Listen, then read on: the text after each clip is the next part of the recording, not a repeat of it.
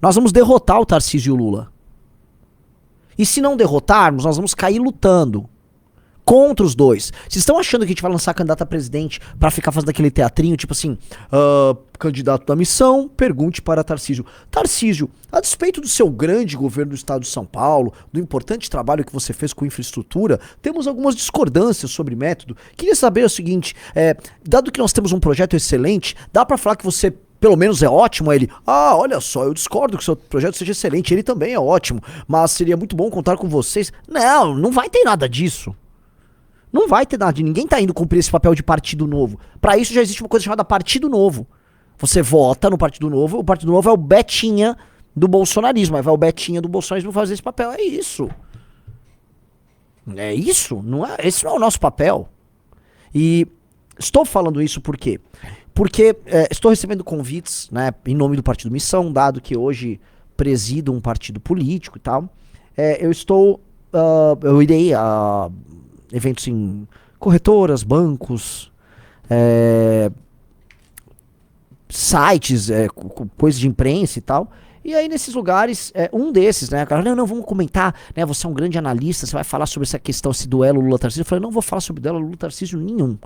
Porque, especialmente a galera do mercado financeiro, essa galera, e eu quero começar falando disso, a galera do mercado financeiro não quer ouvir ninguém. A galera que tá aí no chat aí do mercado financeiro, fale se é ou não é isso aí. A galera tá cagando se o cara tem um grande projeto de Brasil ou não. A galera quer fazer preço. Ela quer fazer preço agora. E hoje você faz preço, em se tratando de Brasil, falando que Tarcísio vai ser presidente. Então eles criam uma câmara de eco, Tarcísio presidente, Tarcísio presidente. E eles querem tirar de todo mundo que é player informações que validem a ideia de que o Tarcísio vai ser presidente. Por quê? Porque eles acham que o Tarcísio vai ser, ou vai fingir ser um presidente reformista. Veja, não é nem sobre ser, é sobre gerar a expectativa de. Se ele gerar essa expectativa e a câmara de eco ficar validando dentro dela isso aí a bolsa sobe, aí tem gente comprando título brasileiro, se não comprando título brasileiro tá comprando no mínimo papéis de empresas brasileiras, aí todo mundo, o mercado anima. E é isso. E se estão esperando do MBL e do Partido Missão este papel, estão muito enganados. Nós vamos no primeiro turno, não importa quem seja o nosso candidato, a gente botou aqui o Beraldo na capa, pode ser um Beraldão, pode ser Renan Santos, pode ser quem for. Se o Arthur recuperar o direito político, por exemplo, vocês não estão contando com essa hipótese? E se o Arthur recuperar os direitos políticos dele, hein? Qualquer um ali, se for no primeiro turno, tá? Nós vamos brigar com o Tarcísio, com o Lula e quem for, vai descer a chinela no Lula e no Tarcísio. Vai descer a chinela. Vão ter que explicar por que o senhor Lula faz um mandato bosta, porque é um ladrão que voltou à cena do crime, por que ele governou, prometendo uma série de coisas que não entregou pra esquerda. O Lula tem que ser lembrado pra esquerda, tá? Que ele tentou. Ele dizia o seguinte, eu vou acabar com a reforma trabalhista. E nem tentou. Ele disse na campanha que ia acabar com a reforma trabalhista. Lógico que nós vamos nos opor a isso porque nós defendemos a reforma trabalhista. Na verdade, a gente quer acabar com a CLT, tá? Mas o Lula falou isso pro eleitor de esquerda e não cumpriu. Vamos lembrar pro Lula as promessas merda que ele fez lá pro eleitor de esquerda. Mesma coisa pro senhor Tarcísio, tá? O senhor eficientão que tá entregando um governo tucano. O Tarcísio é o novo tucano da parada. O Tarcísio é basicamente o Dória com diploma de engenharia. É um Dória com diploma de engenharia. Já largou, o estado de São Paulo tá largado, galera. Já largou mão, já tá na campanha, já tá andando com o Ciro Nogueira e com o André Esteves do BTG cuidando da campanha presidencial. Os números que a gente tem de criminalidade, assaltos aqui, não estão melhorando. Não estão melhorando. Os números de educação em São Paulo, a despeito de toda a pílula dourada ao redor dele, estão impressionando em nada. Mas vai inaugurar umas obras. Entendi. Ele vai pegar obras que estavam atrasadas nos mandatos anteriores e aí ele tá finalizando elas. O governo anterior do Dória fez isso também, caso vocês não saibam. Ele também entregou um monte de obra que estava atrasada nos governos anteriores. Sabe por quê? Porque como nós temos um déficit de infraestrutura gigantesco e São Paulo está há décadas investindo nesse super pacotão de infraestrutura, sei lá, idealizado nos anos 90, pra ser honesto, essas coisas que foram idealizadas e eram pra ter terminado 20 anos atrás, 15 anos atrás, elas vão acontecendo aos poucos. Então o cara vai inaugurando coisas que não eram nem dele. Foi igual o Bolsonaro inaugurando a transposição do Rio São Francisco. Não é mérito dele. Mas eles vão ficar lá, vou fazer umas inaugurações, tá? A gente vai trazer isso pra discussão e vai também instar eles a discutir uma série de coisas. Lula, Você e o seu sistema de compra de votos com seus aliados no Nordeste. Você vai ou não vai se comprometer a acabar com isso? Lula se compromete com o fim das emendas parlamentares? Tarcísio, mesma coisa. Você que trabalha com o Ciro Nogueira, com a turma do Republicanos, com o PSD do Kassab. Vocês se comprometem agora, vamos lá, todo mundo no cartório, todos os candidatos, a dia 1 entrar com um projeto reduzindo todos os penduricalhos e todas as mamatas do alto funcionalismo? Vamos cortar aí 20, 30 bi? Vamos falar de Zona Franca de Manaus, que custa 50 bi por ano? Vocês têm um plano para desmontar e substituir a Zona Franca de Manaus por outra agenda econômica? Não é possível, tá? Entenda um negócio.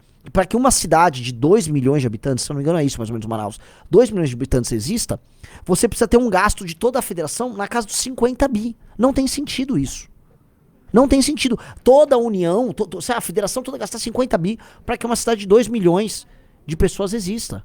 Veja, eu não sei, bota qual é o orçamento de Salvador. Salvador tem mais de 2 milhões de habitantes. Eu não sei qual é o orçamento anual de Salvador, mas né, vamos ver quanto é. Olha lá. O orçamento de Salvador, que tem uma população maior que de Manaus, é de 12 bilhões. O orçamento de Salvador. Só de renúncia que nós fazemos lá para existir a Zona Franca são 50 bi. 40, 50 bi por ano. Tem sentido? Eu quero saber, tem sentido? Vocês acham que, economicamente falando, na ponta do lápis é uma boa ideia? Eu queria colocar essas coisas, tá? Porque às vezes a galera se esquece. Esses candidatos vão se comprometer, ou eles vão vir assim, ó, só o Lula tá enfrentando os Estados Unidos. E o outro, não, eu sou o Tarcísio, o Bolsonaro gosta de mim, eu vou fazer umas obras. Não, cara, o Brasil tá quebrando, as pessoas estão morrendo, regiões do Brasil estão tomadas pelo crime, e assim, vocês vão precisar tomar decisões muito duras que, conhecendo seus aliados, tanto do PT quanto do Tarcísio, vocês não vão tomar. Porque vocês são covardes e seus aliados são corruptos. Muito corruptos. Os aliados do Tarcísio, vamos botar aqui o Rueda do União Brasil. O Rueda do União Brasil fechou um barco agora. Meu Deus, olha quem entrou aí, o Haitalo. É o Ítalo lá com um H que explora criança, é isso? Acabou de entrar um aí, tá? Mas vamos voltar. O Rueda deu uma festa em Mykonos, um barco, agora, Riso. Gastou milhões numa festa de aniversário dele, é só botar aí. Levando a nata da cleptocracia brasileira. A nata da política corrupta brasileira estava nesse barco, em Mykonos, para ele celebrar 50 anos. O Rueda fará festa de 3 dias em Mykonos para celebrar 50 anos. Vocês acham normal? É com essa galera que o coisa vai reformar o Brasil. A política tá assim. Deixa eu explicar, tá? Tá tendo eventos. Olha pra essa câmera, pra essa, Riso. Você que sabe, ué. Tá, essa aqui então, vamos lá. Olha só, Brasília, tá? Tá meio que parada, né, tratando dos temas de 2026. E o mercado financeiro agora quer ouvir de todo mundo uma coisa, tá? Eles querem que o Caiado, que o Ratinho, que o Zema... Tem mais algum? Caiado, Ratinho, Zema... o Caiado, Ratinho, Zema fiquem rondando e apareçam aí pra fazer uma palestra aqui e ali com apenas um intuito. Pra mostrar pro mercado que quando a porca torceu o rabo, eles estão com o Tarcísio. É só isso que o mercado quer. Eles querem um jogo de cartas marcadas. Aí fica esse Zé Bonitinho aí do Caiado, parece um Zé Bonitinho, né? Que é um covardola, né? É médico, na época da pandemia o Bolsonaro fez o que fez e ele foi lá... Porque tem medo, né? Aí, vai aí o Zé Bonitinho, vai dar discurso, você vai trabalhar, você vai fazer campanha pro Tarcísio. Teu partido não vai te dar candidatura. Aliás, só lembrar uma coisa, tá? O Caiado... né? Nem sei se o Kim vai ficar feliz, né? Mas o Caiado era um que, né, cagou pra candidatura do Kim pra prefeito. Cagou pra candidatura do Kim pra prefeito. Cagou. Quando o Kim, né, o partido tava rifando o Kim pra apoiar o Nunes aqui em São Paulo, o Caiado, não, nem vamos discutir candidatura do Kim, ele nem vai ter candidatura. Isso aí é um arrogantaço do caralho. O Caiado é um velho arrogante, é um aristocrata fazendeiro de lá. Nada contra ser aristocrata fazendeiro, tá? Acho legal, mas entenda que isso vem com o pacote, vem com várias coisas, dentre elas uma arrogância, uma empáfia de um certo tipo de gente que acha que eles têm um direito divino a fazer política e outros não. Porque os seus avós fizeram política, né, como o bisavô dele, avô dele governou o Goiás, ele acha que ele, né, então, é um puta de um bundão, Caiado. Conheço ele da época do impeachment, tinha medo de pedir impeachment da Dilma. Me lembro da reunião que eu tive com ele, começo de 2015, tá? Aí vai. Então adotam essa postura e com certeza, eu vou colocar aqui, no final do dia, os chefes deles que são o Rueda pelo União Brasil, o Ciro Nogueira pelo PP, o Marcos Pereira pelo Republicanos e o Kassab pelo PSD, eles vão se reunir e vão decidir o que vai ser feito. Mas vamos ver o vídeo aí. Podem ter a certeza, nós vamos trabalhar duro. Daqui 14 meses, um de nós vai estar ocupando o Palácio do Planalto e nós vamos devolver o Brasil aos brasileiros. Rocha Brasil!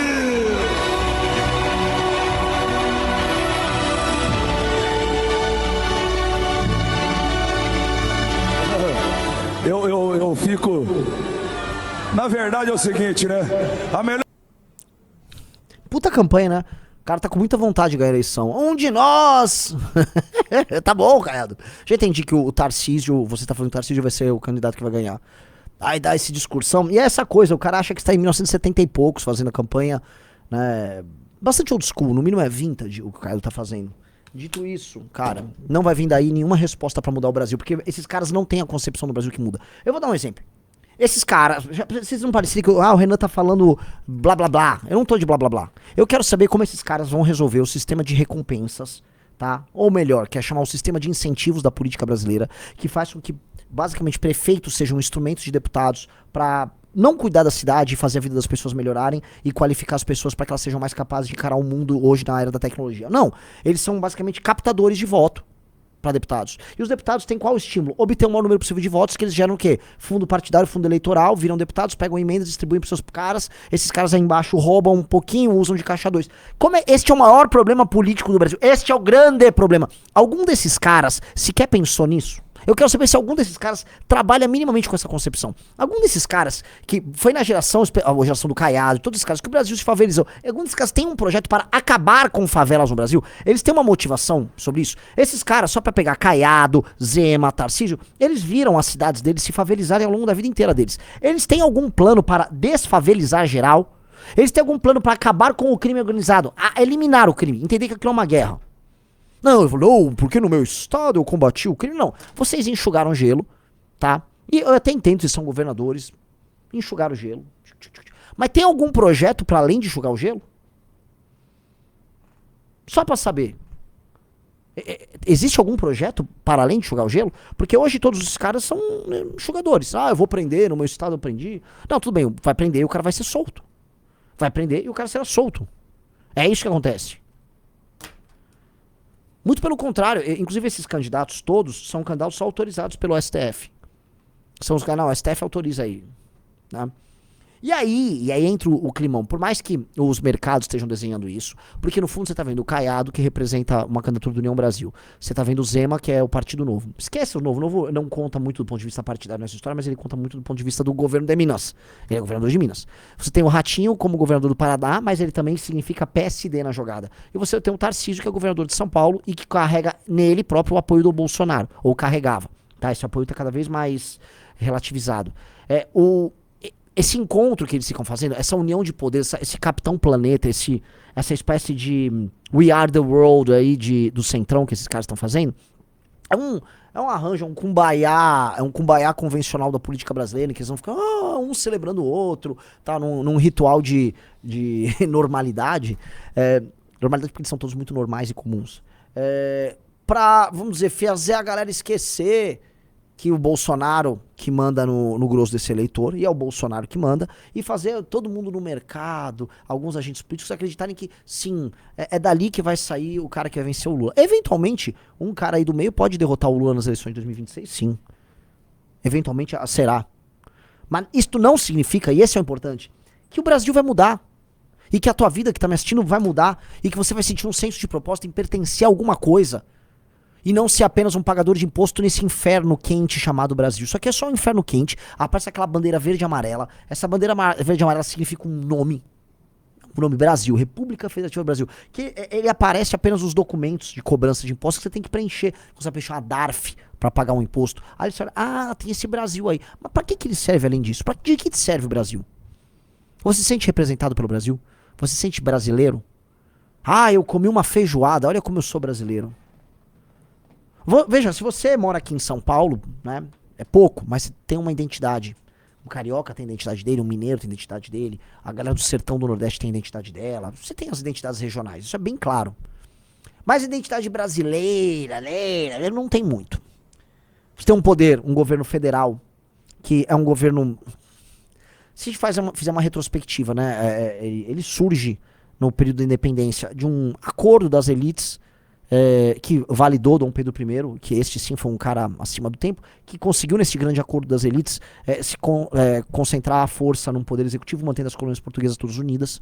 Foi um mérito que o Brasil teve que as colônias espanholas não tiveram. E aí essas grandes diferenças regionais ficaram, vamos dizer, sob o guarda-chuva de um poder federal, que o tempo todo ficou tentando se firmar, mas nunca conseguiu firmar numa identidade nacional, porque ela é muito múltipla. É muito múltipla, e as desigualdades regionais são todas muito aparentes e tal. Né? Então, por mais que você tenha tido uma experiência unificante da ideia de Brasil no século XX, não, duas talvez, uma foi o Vargas e o outro foi a ditadura militar, a ideia de Brasil ela é uma ideia muito complicada e hoje ela está mais complicada ainda. A gente vê disputas regionais, desigualdades não resolvidas, pobreza, e aí um país sendo administrado num sistema de revezamento de oligarquias e num sistema de representação falso, por gente que não merece. Então você fala, pô, como é que eu tenho que ser administrado pelo Ciro Nogueira? Como é que o Alcolumbre preside o Senado? Como é que um desqualificado como o Hugo Mota preside a Câmara dos Deputados? Como é que esses caras vão lá e nomeiam ministros do STF que são também tão desqualificados quanto? E aí esses caras ficam deliberando e brigando entre si. Eu quero saber como é que você vai resolver essa equação. Você, cidadão. Porque pra você não tá valendo a pena, a brasilidade não tá valendo a pena. E você só vai ter, eu volto a colocar, algum senso de brasilidade, algum significado em morar nessa porra dessa pocilga aqui.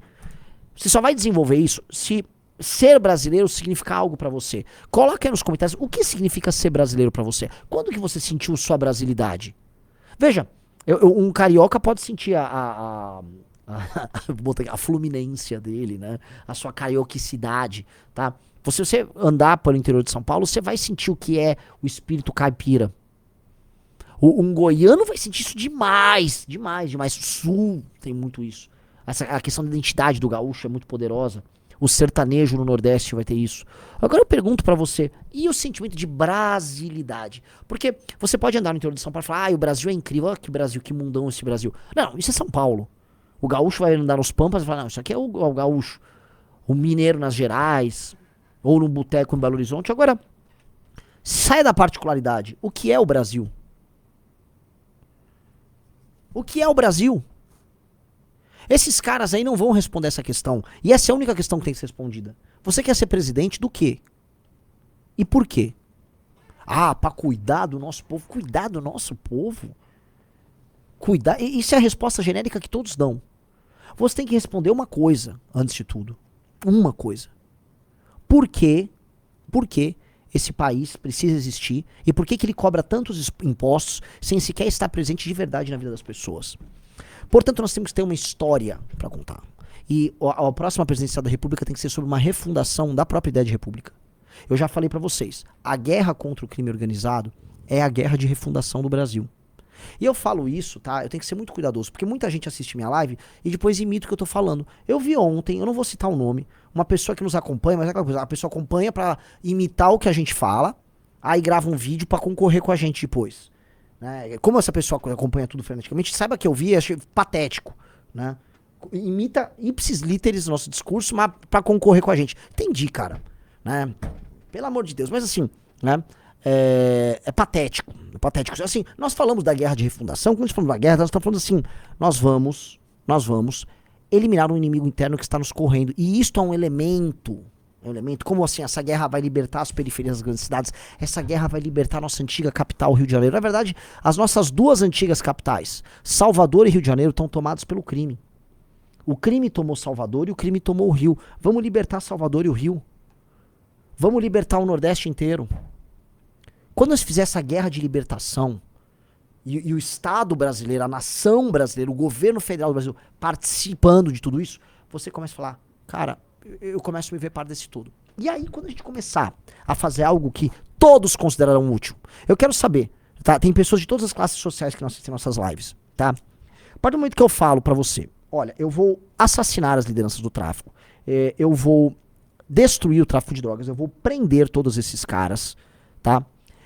E depois, nessas periferias, eu vou colocar uma escola de caráter militar e todos os jovens que podem ser força de reposição do crime, normalmente meninos com famílias problemáticas, na fase dos 15 aos 25 anos, esses caras vão ter uma atenção muito, muito, muito especial, o tal do bandeira quartel escola.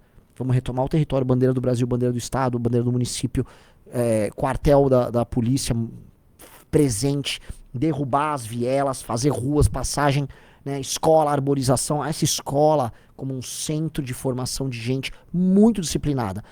E aí vou citar o Bukele, corte de cabelo certinho, acabou a várzea.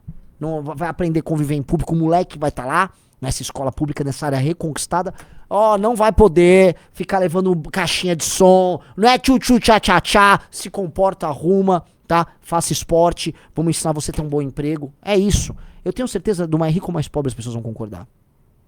Aí você começa a unificar as pessoas em causas comuns. E essas causas comuns, sendo tocadas pessoas que falam hoje a mesma língua, e que vivem os mesmos dramas, elas vão começar a se ver como parte de um todo. E isto é ser parte de um todo. Então, esta guerra contra o crime não é só sobre derrotar o crime. É sobre reinserir milhões de brasileiros, ou inserir pela primeira vez, na ideia de Brasil. E dessas pessoas até o topo da pirâmide, todos vão concordar. E quem não concordar se fudeu, porque nós vamos vencer.